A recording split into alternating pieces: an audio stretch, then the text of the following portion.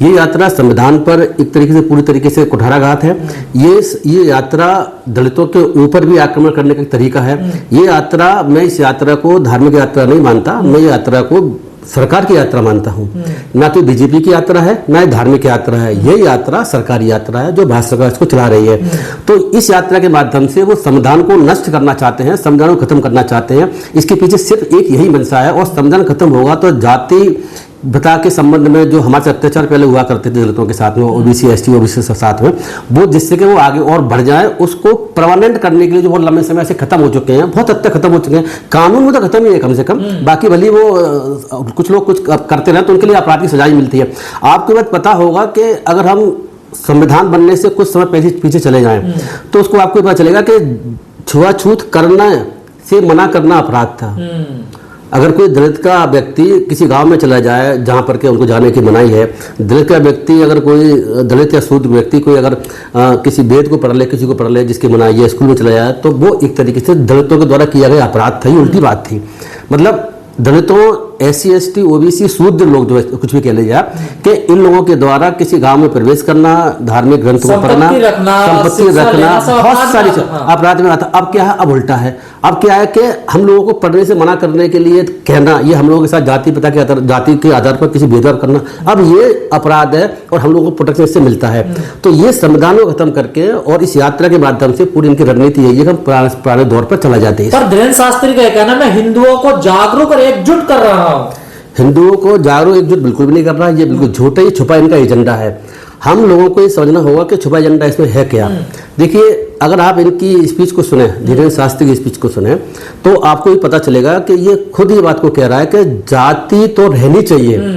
इसका स्टेटमेंट है साफ, कोई भी देख सकता है वीडियो में। कल भी उन्होंने ये बात कही है, मीडिया के सामने बात कही है कि जाति तो रहनी चाहिए, जाति के हम पूर्ण सपोर्ट में है, पर जातिवाद का विरोध कर रहे हैं, हम छुआछूत का विरोध कर रहे हैं, असमानता नहीं होनी चाहिए, जाति जरूर रहनी चाहिए। इस संबंध में मैं आपको एक बात बता दूं कि अवमुक्तेश्वरानंद जो हैं, उन्होंने अभी कुछ समय पहले एक स्टेटमेंट दिया था जिसमें ये कहा था कि ये जो धीरेन्द्र शास्त्री है ये कह रहा है कि जाति खत्म होनी चाहिए, तो वो समझ नहीं पाए कि ये जातिवाद का विरोध कर रहा है, जाति खत्म करने की बात नहीं कर रहा। लेकिन अवमुक्तेश्वर ने समझा के साथ ही जाति खत्म होने की बात कर रहा है। तो उन्होंने ये कहा कि हिंदू धर्म का अस्तित्व जातियों से ही है, अगर जाति नहीं होगी तो हिंदू धर्म का अस्तित्व खत्म हो जाएगा। उसने ये कहा है कि जब भी किसी से कोई दो हिंदू लोग मिलते हैं तो सबसे पहले ये पूछते हैं कि तुम्हारी जाति क्या है। शुरुआती जाति से होती है। ये बात शंकराचार्य देश का कह रहा है। तो जाति को लोग झगड़े हुए पकड़े हुए हैं, जाति को कभी छोड़ नहीं सकते। और ये सब ढोंगे नाटक है लोगों का। जब अवमुक्तेश्वर को पता चला कि ये ऐसी बात कर रहा है, तो बाद में फिर इसके स्टेटमेंट को सुनने के बाद में इस धीरेन्द्र शास्त्री ने ये कमेंट बाद में किया था।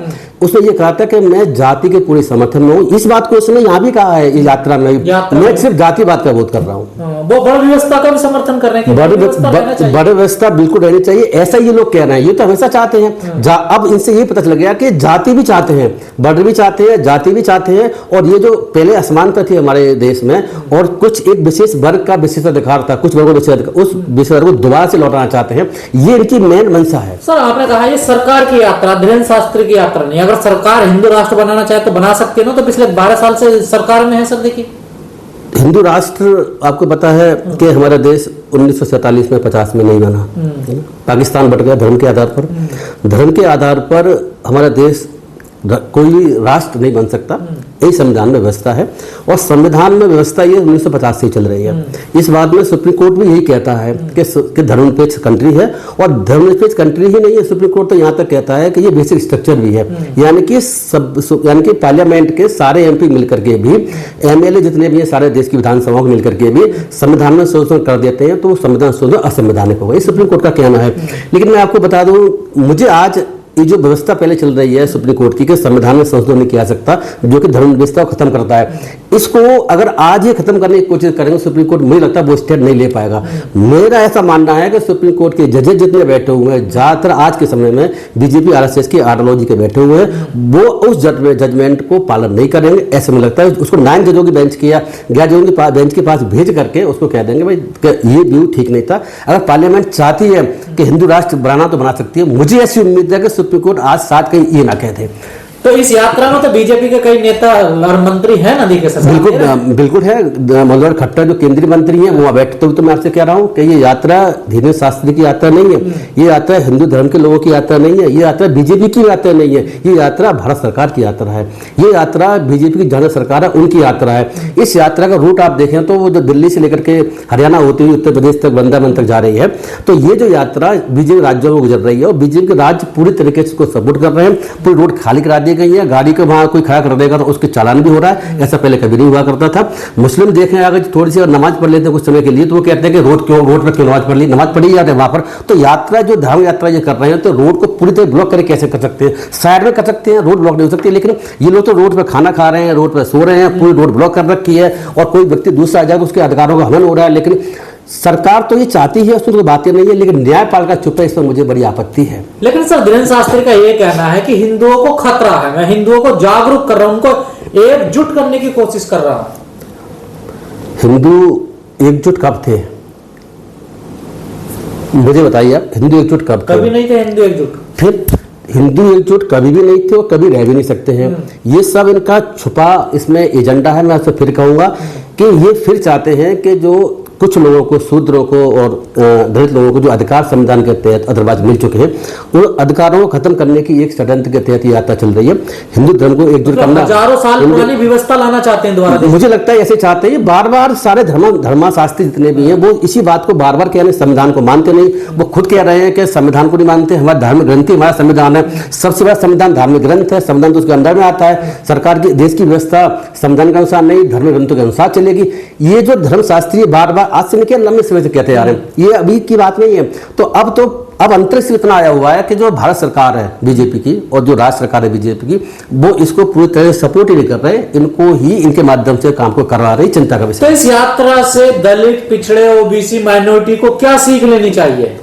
इस यात्रा से सीख मेरे हिसाब से लेनी चाहिए कि इसका भरपूर तरीके से विरोध होना चाहिए और इसमें शामिल नहीं होना चाहिए। क्योंकि अगर इस यात्रा को माध्यम से ये लोगों में जागरूकता ला करके कि हिंदू धर्म राष्ट्र बनाना, हिंदू राष्ट्र बनाना, हिंदू राष्ट्र बना कर ले गए तो SC/ST OBC के अधिकार जो मिले हुए हैं 100% खत्म हो जाएंगे। आप बीजेपी की और इनके छुपे एजेंडों को समझने की कोशिश करें, क्योंकि बार बार ये जाति को बनाए रखना चाहते हैं, ये जो है जाति को बनाए रखना चाहते हैं, ये धर्म ग्रंथों को बनाए रखना चाहते हैं। धर्म ग्रंथों में, हिंदू धर्म ग्रंथों में साफ लिखा हुआ है कि शूद्र के साथ किस भेदभाव होगा। ये सिर्फ मनुस्मृति की बात नहीं है, मैंने ऐसे बेवेर की बात कि किस तरीके से भेदभाव किया जाएगा रामायण में देखने को मिलता है, गीता में देखने को मिलता है, महाभारत में देखने को मिलता है, शिव पुराण में देखने को मिलता है, भगवत पुराण में देखने को मिलता है। मैंने सारे पुराणों का अध्ययन बहुत सी जगह कर रखा है, मुझे वहां पर जो भेदभाव की नीति हर ग्रंथ में मिलती है। तो ये अगर धार्मिक हिंदू राष्ट्र बना देंगे तो हिंदू धर्म के जो ग्रंथ हैं जो व्यवस्था करते हैं उस व्यवस्था के तहत देश चलेगा, इसमें कोई शक ही नहीं है। तो ऐसा नहीं हो सकता और होना भी नहीं चाहिए। लेकिन मैं आपसे फिर कहूंगा, आज मुझे डर है, डर ये कि एक ही संस्था है हमारे देश में जिसको ताकत दी गई थी कि सरकार अपनी मनमानी ना कर सके, वो सिर्फ एक ही संस्था है जिसका नाम है न्यायपालिका। और न्यायपालिका जो है चीफ जस्टिस इंडिया खास तौर से वो जो है संविधान का प्रोटेक्टर भी, संविधान को संरक्षक है। लेकिन यात्रा को लेकर तमाम लोगों ने विरोध किया, खासकर मध्य प्रदेश से कुछ लोग हैं, उन्होंने सुप्रीम कोर्ट में याचिका भी डाली सुनवाई भी के लिए कि इस पर रोक लगनी चाहिए, लेकिन अभी तक उस पर कोई कार्रवाई नहीं हुई। मेरी जानकारी में ये नहीं है कि उन्होंने याचिका डाली, मेरी जानकारी में सिर्फ इतना सा है उन्होंने लेटर लिखा। लेटर राष्ट्रपति को भी लेटर लिखा उन्होंने। राष्ट्रपति को तो बात ही मत करिए। आप देखोगे राष्ट्रपति जो है वो सूल्ट रहा है, चीफ जस्टिस ऑफ इंडिया सूल कास्ट का, मोदी जी नकली ओबीसी के बने हुए हैं, वो तो जनरल वाले ने ओबीसी बने हुए हैं, जो भी कर कर उनकी अलग कहानी है। उसके बावजूद भी ऐसी यात्रा चल रही है, वास्तव का अपमान चल रहा है, संविधान पर अटैक चल रहा है, मुदल्ले की बात चल रही है। तो ऐसे राष्ट्रपति का कोई मतलब नहीं है, राष्ट्रपति को भूल जाए। राष्ट्रपति को चिट्ठी लिखनी नहीं चाहिए थी। ऐसे राष्ट्रपति क्या उम्मीद कर रहे हैं, जाके मंदिरों में बार बार जाकर के अपने फोटो खिंचा रहे हैं और सरकार उनको दिखा भी रही है कि राष्ट्रपति बार बार मंदिरों में जाकर दर्शन कर रहे हैं। तो वो तो खुद हिंदू बने हुए हैं, तो हिंदू राष्ट्र की मांग का विरोध कैसे कर सकते हैं? पर ऐसी यात्राओं को सर समाज का सौहार्द बिगड़ सकता है ना सर, कि आमने सामने आ सकते हैं कई घटनाएं ऐसी। बिल्कुल हो सकता है, बिगड़ सकता है। ऐसी यात्राओं पर रोक लगनी चाहिए थी, लेकिन रोक नहीं लगाई। रोक लगाया कौन? ये बीजेपी की जहाँ सरकार है वहां तो उनको बढ़ावा दिया नहीं जा रहा, वो सरकार खुद ही निकलवा रही है। पुलिस वाले शामिल हैं, सारे पॉलिटिशियन शामिल हैं, मंत्री शामिल हैं, मुख्यमंत्री शामिल हैं, यात्रा में शामिल हो रहे हैं, पैसा भी लगा रहे होंगे, मुझे पूरी उम्मीद है। पैसे तो कोई कमी है ही नहीं है, कोई कमी नहीं है। रोड पूरी ब्लॉक है 150 किलोमीटर दूरी पर, तो रोकेगा कौन? बाकी जो लोग यात्रा में अगर रोकने की कोशिश करेंगे तो लोगों के साथ एनएच लगा बंद किया। मैं आपको दावे से कह रहा हूँ, ये जो है सिंपल सी बात है। आपने सुना भी होगा, मैंने वो वीडियो सुना था, आपने देखा होगा, जो आप मध्य प्रदेश के किसी यादव किसी पॉलिटिशियन की बात कर रहे हैं, जो रोकने की बात उसने कही थी कि मैंने याचिका लगाई है। उसके संबंध में धीरेन्द्र शास्त्री ने क्या कहा है? जब उससे धीरेन्द्र शास्त्री जब ये पता चला कि मेरी किसी ने कहा है, एक कोई मध्य प्रदेश का कोई है कि भाई हम यात्रा को रोकेंगे और हम सुप्रीम कोर्ट में याचिका लगाएंगे, तो हंसा वो कि हमारी यात्रा कैसे रुक जाएगी? और मुझे तो फोन होता तो मैं इसके भी ठटरी बांध देता। ठटरी क्या मतलब मैं नहीं जानता, कि ठटरी बांध दूंगा। और इस ठटरी बांध देने की बात जब कर रहा है तो उस वक्त कौन बैठा हुआ वहां बताइए? वहां कपिल मिश्रा बैठा हुआ, दिल्ली सरकार का मंत्री, वो हंस रहा है, वो भी लॉ मिनिस्टर, वो हंस रहा है। मतलब आप ऐसी सरकार से और ऐसे लोगों से ये उम्मीद रखते हैं कि वो इस यात्रा को ना होने दें। सरकार यात्रा खुद करा रही है, लॉ मिनिस्टर वहां बैठा हुआ है और उसका तो रिकॉर्ड पहले से खराब है कपिल मिश्रा का, उसमें बात ही नहीं है। मनोहर खट्टर भी इसमें खुद बैठ के शामिल हुए हैं, इनका स्वागत कर रहे, फूलों से वर्षा कर रहे हैं। तो ये सरकारी यात्रा है, ये जो है मोदी की यात्रा है, इसमें मुझे कोई शक नहीं है। जिसको शक हो शक रखे, इसमें कोई शक नहीं है। मोदी की यात्रा का दूसरी यात्रा नहीं कह सकते। तो मुस्लिम बहाना है, असली निशाना संविधान को और SC ST OBC पर है।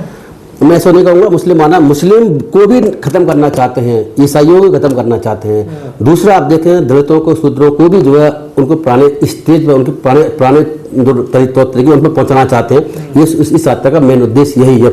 इस बात को वो बार बार इनडायरेक्ट रूप से कह भी रहे, यात्रा में यही नारे लग रहे हैं। नहीं सर, इस यात्रा का आपने रूट देखा ना, जहां जहां बीजेपी सरकार है वहीं तो ये रूट बिल्कुल ठीक बात है। अगर ये मुझे पूरी उम्मीद है, ये कांग्रेस के साथ राज्यों में नहीं निकाल सकते थे, लेकिन समस्या क्या आ रही है, वहां भी निकाल सकते थे। पूछो कैसे? केवल अभी कर्नाटक में क्या हुआ, कर्नाटक केल की इंसिडेंट में भूल रहा हूँ, वहां पर जो है RSS की यात्रा निकलनी थी, भूल रहा हूँ, 10 दिन पहले की बात है। तो सरकार ने रोक लगा, कर्नाटक की बात है, कर्नाटक रोक लगा, बैन होने की बात हो रही है ना, RSS को बैन, उन्हें यात्रा पर रोक लगा दी, हाई कोर्ट ने उसे परमिट कर दिया। तो इसीलिए, क्योंकि मैं आपसे पहले कह चुका हूं, न्यायपालिका पूरी तरीके से बीजेपी के कंट्रोल में है, भारत सरकार के कंट्रोल में है। तो अगर यात्रा कहीं किसी राज्य में भी निकलने से हाईकोर्ट या सरकार मना करेगी, तो बाकी हाईकोर्ट, मुझे पूरी उम्मीद है, 100% अलाउ करेगी, इसमें मुझे कुछ शक नहीं। तो यात्रा ये जहां बीजेपी की सरकार है वहां ही नहीं, जहां सरकार विपक्षी पार्टियों की है वहां भी निकल सकती है हाईकोर्ट के सहयोग से। सर, इतने बड़े पैमाने पर इस देश में माइनॉरिटी रहते हैं, तो उनको कहां ले जाना चाहते हैं लोग? ये विकास की, नौकरी की, रोजगार की, मानव हित की तो बात करते नहीं। इनकी बात करने की इनको जरूरत ही नहीं, इनसे कोई मतलब नहीं है। लेकिन आप जो कह रहे हैं कहाँ ले जाना चाहते हैं, ये इस यात्रा से पहले और यात्रा के समय भी अगर हम नारों को सुने और धीरेन्द्र शास्त्री की और बाकी लोग इनकी बात सुने, तो वो साफ कह रहे हैं, क्या कह रहे हैं पता क्या कह रहे हैं? वो ये कह रहे हैं कि जो लोग हमसे हिंदू से चले गए, मुस्लिम बन गए, ईसाई बन गए, पारसी बन गए, बुद्ध जो भी बन गए, उनको तो बाद में निपटेंगे, लेकिन जो लोग अभी भी हैं वो न जा पाए, उन्हें रोका जाए। ये यात्रा निश्चित रूप से SC ST OBC को, दलित लोगों को पुराने जो उनके सिस्टम था उसको लौटाने की यात्रा है, मनुस्मृति को लागू करने की यात्रा है। जो मुस्लिम हैं और जो क्रिश्चियन हैं उनकी हालत तो आप देख रहे हैं, ना तो उनकी कोर्ट सुन रही, ना सरकार सुन रही। सारे धर्म उनके जो उनके धर्मस्थल थे वो अपना हिंदू धर्मस्थल में प्रबंधित हो रहे हैं। सर, आपको नहीं लगता अब इतने जागरूक हो गए SC ST OBC वाले, जिनको 85% कहा जाता है, कि वो इनका सपना पूरा होने देंगे? आपको लगता सर? मैं थोड़ा सा इससे थोड़ा डाउट है आपकी बात पर, कि ऐसा लगता मुझे। तमाम संगठन आगे खड़े हो गए। जम्मू कश्मीर में भी क्या हुआ है, जम्मू कश्मीर को कैसे कन्वर्ट किया गया, जम्मू कश्मीर को 30-70 लाया गई थी, तो सरकार ने कैसे कन्वर्ट किया गया? आप क्या समझ रहे हैं? मुस्लिम लोग उस सेना में शामिल नहीं थे जो वहां पर कन्वर्ट कर रहे थे, तब मुस्लिम लोग भी इस सेना का पार्ट थे, सरकार का पार्ट थे। जम्मू कश्मीर सरकार में ज्यादातर मुस्लिम ही थे। तो अगर उन्होंने केंद्र शासित प्रदेश बना दिया तो वहां मुस्लिम जितने भी अधिकारी कर्मचारी सारे सरकार के सब होते। आप किसी को नौकरी दे दीजिए, फिर उससे कुछ भी काम करवा लीजिए, ये देश का सिस्टम है। और सिस्टम में आज से चल रहा, आप देखिए कि अंग्रेजों ने मुसलमानों ने देश पर राज्य किया, तो किन लोगों के माध्यम से किया? बात मैं पहले भी कह चुका, फिर कहूंगा कि यही के भारतवासियों के माध्यम से किया। जिन लोगों को गुलाम बना रहे हैं उन लोगों से ही गुलाम बनवाया जा रहा है। तो ये इनका सिस्टम पहले चलता रहा, मुझे कोई डाउट नहीं। ये SC ST OBC के लोगों को बड़े बड़े पद दे करके, नौकरी दे करके, पैसा दे करके उनको ही हमारे खिलाफ खड़ा कर देंगे, इसमें मुझे कुछ शक नहीं है। लेकिन वो अलग बात है कि बल संघर्ष की स्थिति आ सकती है, तो क्या आएगा वक्त बताएगा। लेकिन मैं इस बात से सहमत नहीं हूँ। अगर करना चाहे भारतीय जनता पार्टी की सरकार, पूरे देश में अगर इनकी सरकार आ जाती है तो ये कर सकती है, बता रहा हूँ। चाहे इनके नज़र में इनके लिए हजारों लाखों लोगों की अगर बलि देनी पड़े तो वो भी ये तैयार है, ऐसा मुझे लगता है। मतलब साधु संत ये एक बड़ी दिशा में देश को ले जा रहे हैं, इसमें तो कोई शक ही नहीं है। ये इस देश को बड़ी मुश्किल से हमने देश को धर्मनिरपेक्ष राष्ट्र बनाया था, जिसमें सभी लोगों के समान अधिकार हो, धर्म के आधार पर किसी को नहीं बांटना चाहिए। और किसी व्यक्ति की मेंटेलिटी ये है कि धर्म के आधार पर देश नहीं चल, धर्म के आधार पर बात नहीं चाहिए। और किसी मेंटेलिटी ये है कि दूसरे धर्म के लोग जो है हमारे धर्म के हिसाब से चलें, तो वो लोग कैसे मान सकते हैं कि जो शूद्र हैं उसमें दलित हैं वो उनके हिसाब से ना चलें, क्योंकि वो धर्म के आधार पर बंटवारे को जिस तरह तो अभी भी चलाना चाहते हैं सर उनको अपने हिसाब से। बिल्कुल चलाना चाह रहे हैं। जो बचा कुछ अधिकार जो हमें मिले हैं, जो रह गए हैं, उन अधिकारों को खत्म करने का षड्यंत्र है। पूरी तरीके से धर्म के आधार पर 100% रिकॉर्डों में भी धर्म के आधार पर चले, ये इनकी मंशा है। मुझे पूरी उम्मीद है कि ये लोग अगर ऐसे आगे बढ़ते रहे तो आप ये मत सोचिए कि हम लोग बहुत जागरूक हो चुके हैं, लेकिन हम लोगों को ये पद दे करके, हम लोगों को सेना में भर्ती करके, पुलिस में भर्ती करके, उनकी सैलरी बढ़ा करके हम लोगों को मरवाया जा सकता, मुझे इसमें कोई डाउट नहीं है। देश पहले ऐसा करता रहा है, इतिहास है इसका।